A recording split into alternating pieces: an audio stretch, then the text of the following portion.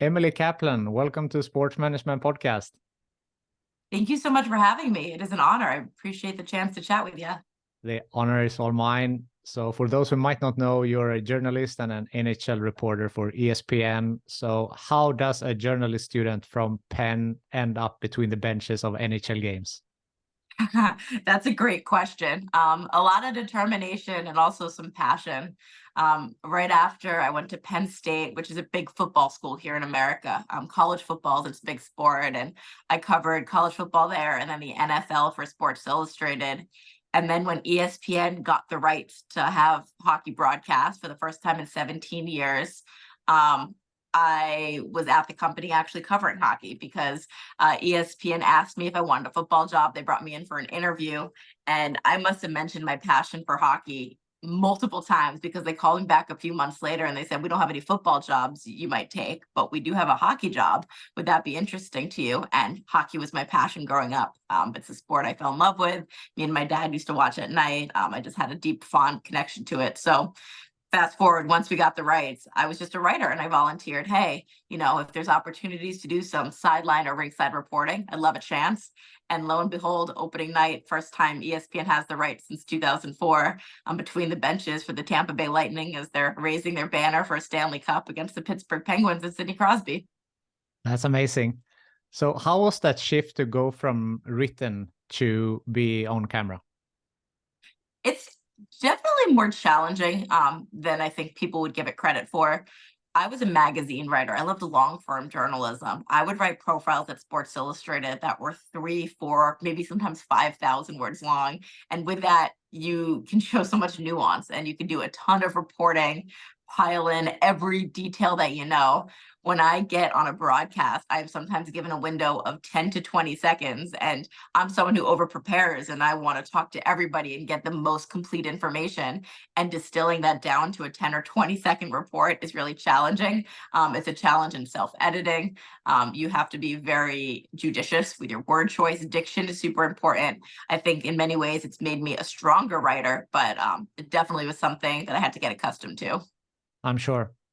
So I want to start from the very beginning. You mentioned that you had a hockey interest. You went to games when you were small with your father.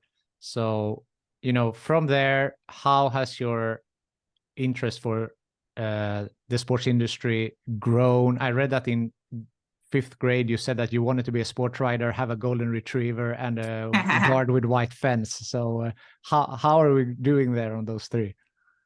Yeah, I'm still looking for my golden retriever. That's definitely in my goals. The white fence I'm good with. I don't need a property with a fence. I think, I'm a city girl now. We don't really have fences down here. But yeah, I was just really singularly focused. I attribute it to middle child syndrome. I'm one of 3 girls and I'm the middle girl. And I always just kind of inherently felt like my dad hated me or liked my 2 sisters more. Of course, you can go to years and years of therapy. You learn none of this is true. These are just the stories we tell in our heads. There's some truth to it though, but again, that's from my therapist. So inherently to get closer to him, hockey was his passion. He played in high school, he played club hockey in college, and he loved the New York Rangers. And so he worked really long hours in sports journalism. When he would come home, we would watch Rangers games together. And again, he was in sports journalism. I think part of me intuitively just want to follow his path, to look for, acceptance or look for a bond. So writing always came easy to me. I loved sports. I loved telling stories and creating narrative around them. So I became so singularly focused at a young age. This is what I want to do. I started writing for my hometown paper before I was 18 years old, which is a legal age to work here in the US. So they would pay me under the table. Every time I tell the story, the amount of money they gave me changed. It was like $7 an article or $11 an article. No matter what, I wasn't able to pay rent in a good city for whatever I was being paid, but it was all about the reps and getting that exposure and opportunity. Yeah, I read the $12 when I did research for this. I don't know, maybe as you said, the story has Over the changed. years, I just want to make myself seem like a little harder, right? So it was really $4.50. Inflation. Yeah. And you kickstarted your career also with some internships, the Associated Press and Philadelphia Inquirer. So it seems like you wanted, like this sports writer journalism was something that you really wanted. Was your father your first role model for the writing jobs as well? Yeah, he was, because he was a Sunday sports editor for the New York Daily News, which is one of the biggest papers in New York. And I just saw the long hours, the access he had to these sporting events, the opportunity that he had to shape the narrative of what we watched on TV to how viewers and fans consume them the next day. And I just thought that was fascinating. Another mentor for me, though, was Peter King. He's a very well-known NFL writer here in the US. He lived in the town that I wrote, that he lived in the town that I was writing for the hometown paper of the Montclair Times. It was a weekly. And one day out of the blue, he just sent me a letter in the mail like, "Hey, kid, keep it up. I never had this many bylines when I was your age." And since then, he's been a mentor and really helped me along the way. When I was at Sports Illustrated, he had his own website he was the editor of, and that gave me a ton of reps. Like as a 23-year-old, he was taking me to NFL training camps, introducing me to Peyton Manning and all of these great coaches and general managers and letting me shadow him on the job. And that was so invaluable. That gave me a couple steps ahead of my peers. Yeah, I'm sure. So spending a couple of years at Sports Illustrated from 2014 to 17, then changing to ESPN. So what made you want to change, or did you see an opportunity there? How was that thought process like? It was Peter really who pushed me, because at Sports Illustrated, I was one of 6 or 7 NFL writers. So I was still getting opportunities to go to Super Bowls and write these big feature stories that were so compelling to me on characters like Johnny Manziel or the Least Domestic Violence. I got to shadow Patrick Mahomes during his draft year. But he came up the more traditional way. He was a beat writer. He covered the Cincinnati Bengals for the Cincinnati Enquirer and cut his teeth there. And he always thought I should be on a beat. I skipped a couple steps because I got a national job at 22, really. And he kept saying the Denver Broncos have an opening, to cover them for the Denver Post. You should go do that, or go find an opportunity to cover the Patriots for the Boston Globe. And then when ESPN called me, it was one of the biggest sports media companies here in the US. It is the biggest. I thought that was an opportunity to cover a beat. I thought I was just going to cover an NFL team for them. But then when they offered me this hockey job, again, just because I happened to mention my passion for hockey a few times, which is always a piece of advice that I give to young students, never be afraid to talk about what you love. I saw that as an opportunity to own a beat. The NHL in America is much smaller, just in exposure and quite sheer number of fans than the NFL gets. When I was coming to ESPN, I was the only, then there was someone else, Greg Wyshynski, but I'd be one of 2 writers covering the entire league. And I saw that as an opportunity to own a beat and to get my reps that way. So it was a way for me to grow. As a journalist and a writer, is it different to write for NFL versus NHL? It is. The NFL, again, so highly visible in a lot of ways. There's too much overexposure, people would say, but I could write about like the 5th string tight end on the New York Giants and people would still read it. There's also just the different personalities of the football players. I could go into the locker room and go up to a player and say, "Hey, tell me your life story and tell me why you're great." And they would have no problem being boastful and saying, "Oh yeah, like here are the colorful details of my life, and here's some really jazzy quotes that's really going to compel, the audience."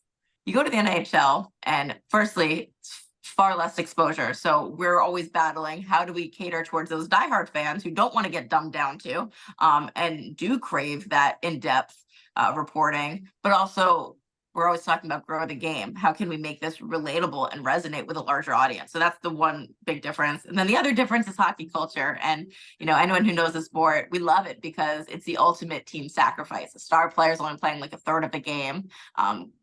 So much is dependent on every little piece doing their part, and therefore players don't feel comfortable talking about themselves. Sometimes they don't even use the pronoun I, they say we or you instead. It's this weird tick, and when you notice it, you can't unnotice it. So to tell the type of stories that I want to, the human interest stories, and I believe that you grow the game through storytelling. We're a Disney company that kind of falls in line with our initiative there. It's been a lot more challenging because I'm really forcing these players out of their comfort zone, but in a way that I think is really important. And I think in the long term will be important for the longevity of their sport. That's very interesting, because I would assume that since NFL has less games in a week, there would be more to write about on the hockey side, and maybe more news happens or more writable content. And no, it's a great point. I mean, just the cadence of the schedules for sure. That said, I'm telling you, especially at our network, you go on our website or you watch our daily programming, there's things that they find to talk about with the NFL Monday through Friday, through Saturday, really. Like there's still news on Saturdays. I think, again, part of that is the fact that people speak more often. They're more available. They give more salacious quotes or interesting dramas that they're willing to lend to the viewer. Whereas in the NHL, everything is so closed door. We do have the more games to write about for sure. But when you're talking about the big topics and the newsy stories that are really going to pull in and gravitate and creating these narratives, I just think we're far behind in that sense. Mm. So yeah, you get the jobs between the benches doing the interviews. What are the most challenging part? Because you mentioned before you only get 20 seconds. So how do you make the most out of the short time that you get with these interviews? That is my biggest challenge by far on the job, especially because, again, speaking of the nature of hockey players, they're so dialed in during the game. The last thing they want to do is being taken out of their zone, that mental zone that they're in, that physical zone that they're in, and talk to a reporter. So the first thing I have to remind myself is it's my job to be annoying. And once I told myself that, that kind of unlocks some mental things for you. Try to warm the guys up if I can get like a minute with them, just, tell a joke, try to, again, get them out of that mindset and into one where we're now having a conversation. But my philosophy has always been, I'm just the vehicle. The viewer at home wants to be where I am. They want to talk to the people I'm talking to and they want to see what I'm seeing. And that's a privilege. And I'm just that vehicle to get that information to them. So one of my pet peeves is when reporters or interviewers want to show how knowledgeable they are. And they'll go on this long, these are the tendencies that I've noticed, and here's what I noticed in the game. And then the question is inherently, do you agree with me? And show me how smart I am. And they're always leading questions. My philosophy has always been open, lean, and neutral. That's something that has been drilled down to us at ESPN. There's a legendary guy, Chuck Sawatsky. He's taught that to reporters for decades now. He's no longer with the company, but his legacy lives on. So my questions are always short and to the point. I want to know, if there was a big controversy that happened in the period, what did you think of it? What did you make of it? How do you assess how you're playing? Those type of things that elicit the most direct responses and hopefully some emotion are how I believe that I can maximize those short interview windows. So you mentioned hockey culture before, and I have played myself, not on a high level, but grew up playing hockey, also working in hockey now. So, when you say hockey culture, I take so many positives from that, but there is also sometimes getting a bad rap, macho culture and whatever. So as a woman covering the NHL from such a close distance, how has that been like?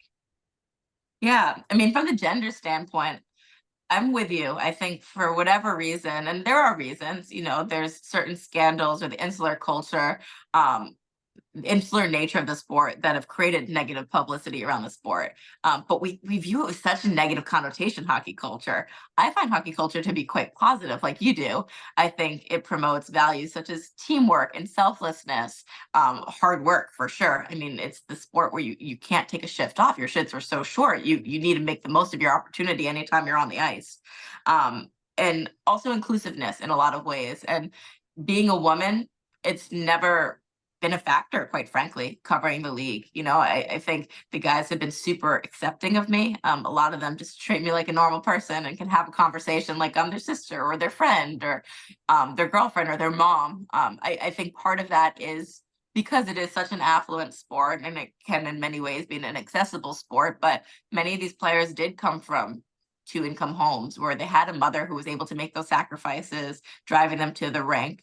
And therefore, I think there's just a general respect level for women. So I've never felt any misogyny. The only misogyny I really feel is ones that I think are deep-rooted, where when I'm trying to break news or act, in a way that a lot of my male peers act, the older men just don't quite know what to do with me. And sometimes they're a little bit scared of me. Maybe they respect me a little bit too much, but they don't, it's hard to grab a drink with them or text them at a certain hour and have that same close relationship that the men have. I think there's always just a little bit too much of a respectful wall where I'm like, it's cool. I'm your chill friend. Like it's fine. We can text, we can have these conversations, we can curse, we can make jokes. And sometimes it over indexes to the more conservative side. Yeah. Yeah, because I read that you have said that, for example, I don't text guys after a certain hour because I don't want them to get certain ideas. So you need still to have these type of, behavioral patterns yourself. Sure. Early in my career, I was so cognizant of creating boundaries, of just saying, hey, I'm the journalist and I'm well respected, and I'm not any of the stereotypes that you sometimes think of female reporters, where I'm only in here because I want to flirt with you guys or meet a husband, or I'm just want to be close to the glamour and hang on. Like that, I absolutely hate. So I really tried to distinguish myself in the sense that I'm a journalist. At the same time, as I've gotten older, I've realized that boundary sometimes needs to be blurred, because while I still don't want to be viewed in that way as some of those negative stereotypes of female reporters, I still want to have good relationships with them, and relationships that I see my male peers in my position have with these coaches and executives and players. For the most part, I think players are much more comfortable having those combos with me because I'm around their age. I'm a 91, I'm 32 years old. A lot of the guys in the league I can now relate to on a peer level. The younger guys now, I feel a little bit old, but it's the older generation that I find really struggles, especially the general manager, coaching, executive level, of quite what to do with me, because I don't think they've ever been around a woman who like, I'm cool, I don't want to narc on you. I'm just, here to cover your sport, and I have aligned goals. At the same time, let's worry about those aligned goals and help share information, because I can be an asset to your sport too. And that piece, I think, has been much harder for me to break down that barrier to, but I'm working on it. Hmm. And I read also that you have said that you think that in some ways you were a diversity hire, but I read that as something positive. You meant that was positive, that is always this middle-aged men who's covering the games, and now, something new comes in, a new perspective. For sure. Again, yeah, I'm with you. Like diversity hire now has become such a charged term. People hear it and say, oh, well, that means it's someone unqualified. I'm not going to say bones about it. Like, I don't think I would have been a Sports Illustrated staff writer at 23 or 22 if I wasn't a female. Like, it was something that 100% benefited me. When I got this job, the two other men on our A-team broadcast are Ray Ferraro and Sean McDonough, white men who are in their 50s and 60s. There was an element of youth and a gender element that I know I brought to the table. And I think I'll take it, like it's not something that I'm embarrassed by. Like, it is what it is. And I view it as an opportunity of like, there's a reason why I'm a diversity hire, is because I come from a different perspective and background, and I can speak to an audience that hasn't been spoken to. Like, there's so many young women and older women who have watched the sport for so many years and have just had men mansplain things to them. And I can speak to them on a different level and share my perspective. I also am not an ex-athlete. That's another person who's often been in my position. I come at it from a journalist or reporting background. So I think that's a different perspective as well. A lot of times people in my role just want to be chummy with the athletes. They, have those pre-existing relationships. Whereas I come at it and I'm like, I'm just going to tell you what I observe. Or as someone who's watching the game, if they're watching from my position, they might find this interesting. So I'm going to humble myself and ask what might seem like a dumb question, because I think it's going to serve a large part of the audience that, again, hadn't been served for so many years. Being in the spotlight, being on TV, and especially around sports, a lot of people have opinions, and Twitter can be brutal. So how have you handled the social media and the critics and everything that comes with being on TV? I didn't really handle it well to begin with. I'll be quite frank. I'm a feedback-oriented person, and when I didn't get feedback from my bosses of how I'm doing, this was something so new to me, I would search online, because again, our job is to serve the fans. And I would see like 9 positive comments, and then you would see one that was cruel or ignorant, or just out of line, and that is the one that would stick with me. And I would feel this, deep, just almost primal feeling of needing to defend myself, especially when some of the criticism were things I couldn't control. My first year that I was broadcasting, it was still pandemic rules. I was wearing a mask. People would get so charged and angry that I was wearing a mask. That's not something I could control. It was, something the NHL had told me. They didn't like the fact that I interviewed coaches in games. They thought I was interrupting play. That's fine. That's something that our bosses and the league negotiated because we thought it was unique access and enhanced the viewing experience. They also didn't like the way I asked questions, my short, style that I explained earlier of open, lean, and neutral. They thought I sounded dumb. Well, I'm actually humbling myself on purpose to get the best answers out of the athlete. So I felt this need that I need to defend myself, and it really made me angry. That was my first year. Then I got over it and I realized I'm here for a reason. And there's a confidence that you need to have in yourself to be in this position, to put yourself out there so visibly. And it's quite frankly, quite vulnerable. It's my face, and we're just so judgy over anything that we see on TV, my voice. And whatever those people have to say, it doesn't really matter. The only thing that matters is if I feel proud of the job that I'm doing, my bosses feel that I'm doing the best job I possibly can, and the people that I'm covering feel that I'm covering them fairly. And as long as those three things are true, then I care about the audience and I want to serve the audience. But that small minority of loud and evil people who want to chirp at you on Twitter or Instagram, their opinions really don't matter at the end of the day. And so my relationship with social media has changed a ton. In fact, I really don't use social media that often. I probably should more. I think a big part of this job for many people my age is branding themselves and becoming the brand. But I find for me, it's just about the work. And what I care about is when I show up in my columns or on TV, that I'm prepared and I'm doing the best job I do. And that's where I've put almost all of my mental and physical energy over the last 2 years. So being prepared is one thing. You talked about confidence, and confidence comes from the belief in your abilities. So what would you say that some of your strengths are as a journalist? I think I'm a very curious person. I think I'm always asking why or how. I don't always necessarily take the face value answer. I think follow-up questions are always my strength when it comes to interviewing. And that's really important in hockey because, we talk about hockey talk and hockey culture.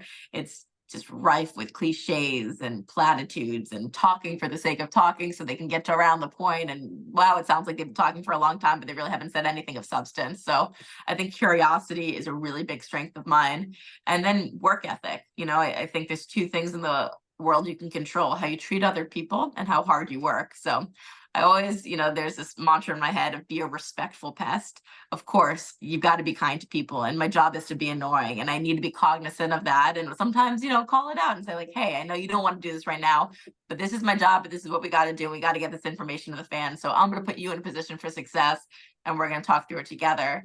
But the work ethic aspect of it is just making that extra call, finding that extra detail, just really being buttoned down to know how prepared you are, because I know how many people would love to be in my position, and I don't want to take it for granted. And I want to make sure that I'm doing the best I possibly can with this opportunity.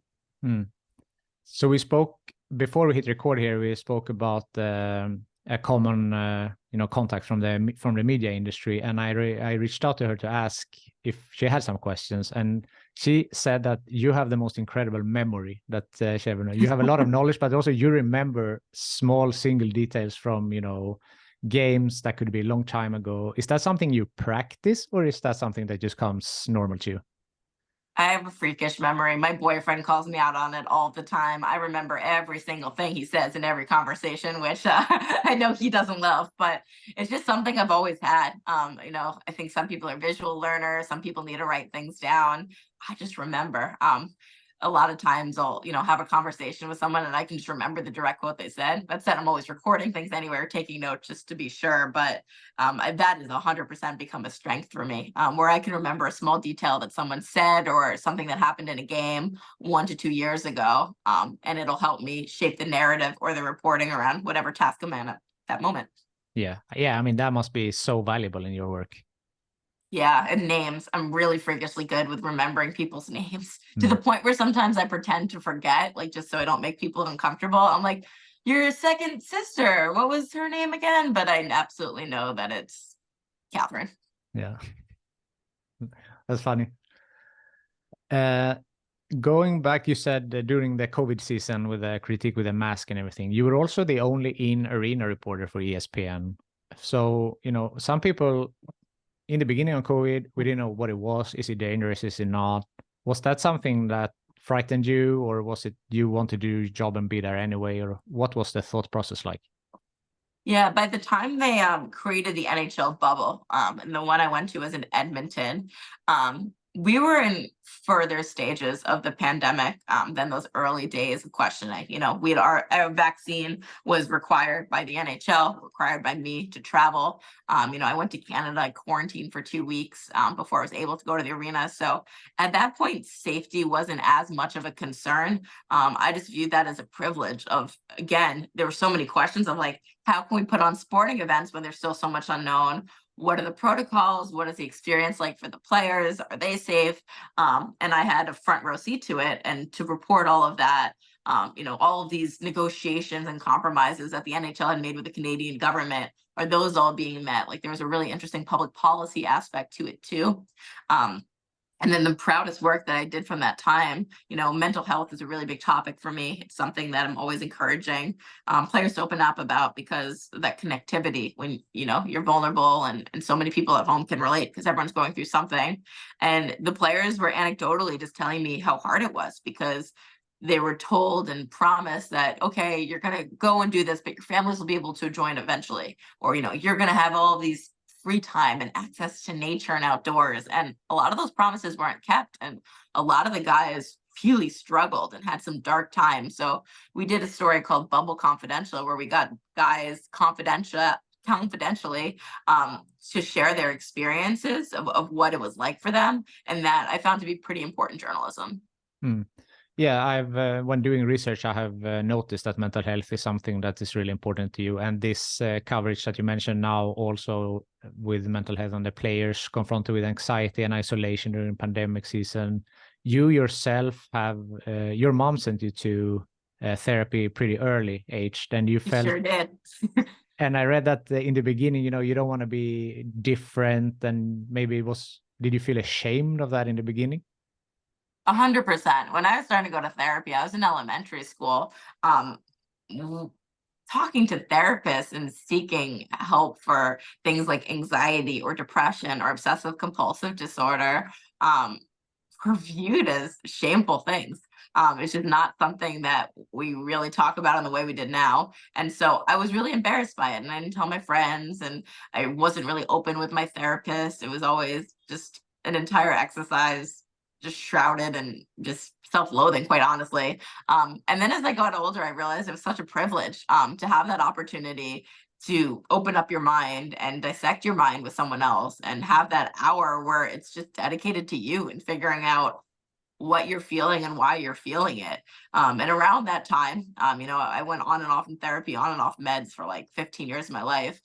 It did become much more widely accepted and widely spoken about. And that probably empowered me to speak about it more. But I realized how much it's helped me just to be able to be so candid about those things. And I know that especially professional athletes and their platform and position of power, where they can influence so many people, when they even just mention a shred of vulnerability or what's going on in their minds or their hearts, fans latch onto it like no other. And there's this connectivity aspect of it where, hey, they might be making millions of dollars and they might be living out their dreams, playing in sold out arenas, but they're human beings just like you. And whatever you're going through, other people are going through too. That is so powerful. So that's always been something that's really important to me. And I think I've tried to go out about it with an organic way with guys. Like if they're willing to talk, they know that I'm someone that they can talk to, but not forcing it either. Because again, my early experiences with therapy and seeking help for mental health, you're not going to get anything out of it unless you're open and committed to it. And unless guys are in that position, it's really, no need to force it. Yeah, that's such an important thing, right? And you mentioned that you have been diagnosed with anxiety, OCD, and depression. So, I mean, for someone who's covering elite sports, being there right next to interviewing, how are you working with that? Yeah, I mean, a lot of my symptoms have really subsided over the years. I mentioned I've been on and off meds. I've been off meds for a couple of years now. I do a lot of self-care. Being really regimented about my exercise, making sure I'm getting enough sleep, hydration. Journaling is something that I have latched onto over the last 2 years. Just trying to get my thoughts out of my brain and onto paper and just synthesize them. Meditation is something that I'm exploring. So just making sure there's all these maintenance things that I do in my day-to-day life that have really made a lot of those symptoms subside. Like everyone else, like I get depressed at times. Winter's always harder, when the sun goes down and our hormones just aren't quite reacting in the way that we want them to. Anxiety is something that ebbs and flows, but I think the coping mechanisms that I have now make them all way, way more workable. And OCD, I'm really lucky. Maybe it's my freakish memory, but other than that, I haven't had many symptoms of that since I was a little girl. Hmm. And is it something that gets better with routine? Like if you have a rigid routine? I think so. Or just again, routines are super important. I think in my job, it's pretty unrealistic to say that you're going to have a regimented routine. I am on airplanes like 4 or 5 times a week. I never know what time I'm going to wake up and where and when things come. But I think it's just being cognizant over how you're feeling and just having that self-awareness and in tune with yourself and knowing what you crave and need and making sure that, again, some good practices that you can do, like exercise, sleep, meditation, journaling. Like as long as you incorporate some of those things, just time out and doing something for yourself, I think that's been the most helpful. Even if I can't get super routine about it, just incorporating them when I can. So the traveling aspect is a big one because, of course, there is game all over the United States and Canada. So during the playoffs, you said that for 2 months you slept in your bed maybe a total of 3 nights. And I mean, I don't know, this was maybe a couple of years ago, but now you mentioned before you have a boyfriend, but also for your own health. So how, juggling all the traveling with keeping up your health routine, with having your personal life, how are you juggling this? Yeah, it's every day's a challenge. Maybe this is why I don't spend most of my time on social media. I'm trying to figure out everything else. That was the first year. It was our cup year. Last year, they were quite much kinder to me during the playoffs for whatever reason. I felt like I got to go home. Like I had like 2 or 3 like 2-day sojourns at home. It was lovely. It's a push, it's a grind, it's really challenging, but again, prioritizing, the self-care when you can. And again, remembering that it is a privilege. And I don't know if I'll have the energy or opportunity to do this rest of my life, but while I'm 32, I do. And the best part about it is that push of the playoffs, which is so mentally and physically taxing. I mean, it's just physically taxing just to get yourself from point A to point B half the time. But then when it's over and then when summer comes, the whole hockey world gets off and all the executives and GMs and coaches and players go to their cottages and there's not much to cover. And that is truly the rest and recuperation time that I value so much. So what do you do when you don't work? Great question. I do like to travel, which is funny because I travel for work, but that is a passion of mine for sure. Spending time with friends that I have here in Chicago. I have such a good community here, and especially when I'm here on weekends, in the first half of the year I am. Just letting off steam with friends, having a good time, having a good laugh, going to see live music, things like that, a nice dinner. We like to do those type of things. That's nice. Also, spending some time in Cape Cod. I read that that's a favorite place for you.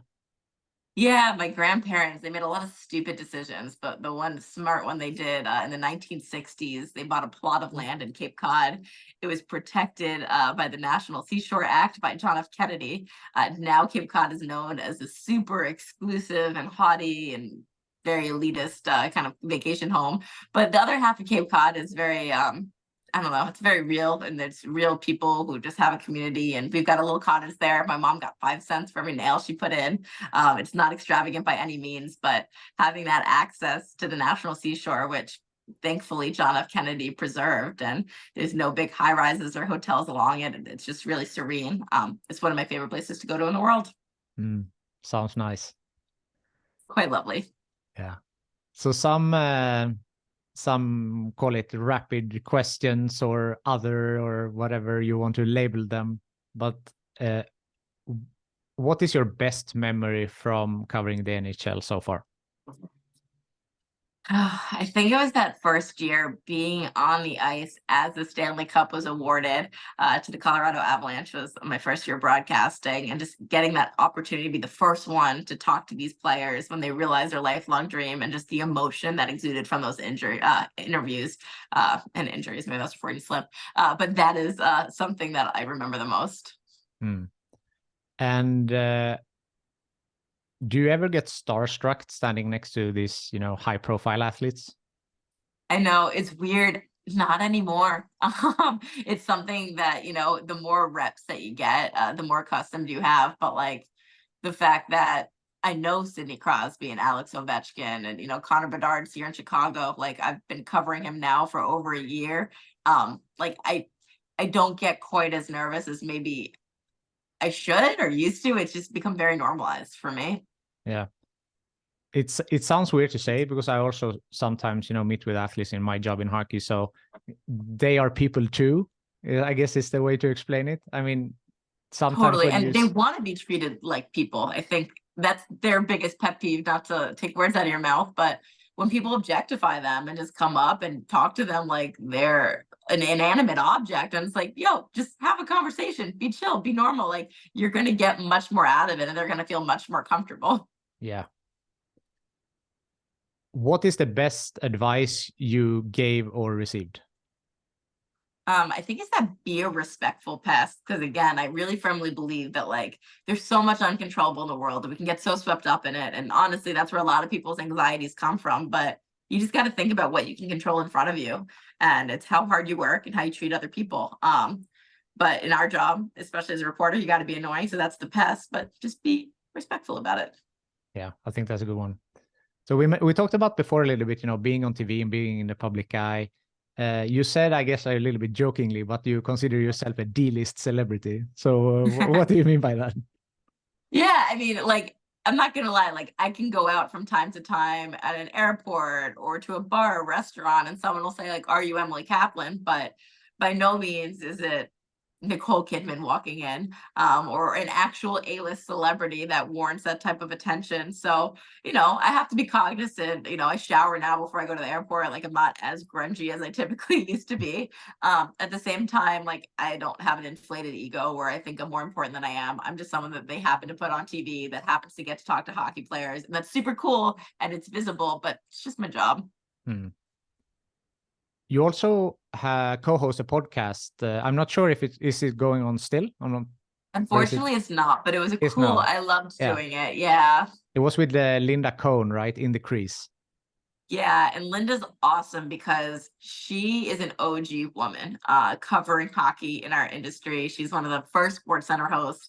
And in like the 80s and 90s, when it was so hard to even like get anyone to care about hockey or really show a woman on TV that had kind of just this funky personality that was super authentic to herself. She's got this thick New York accent, like she is who she is.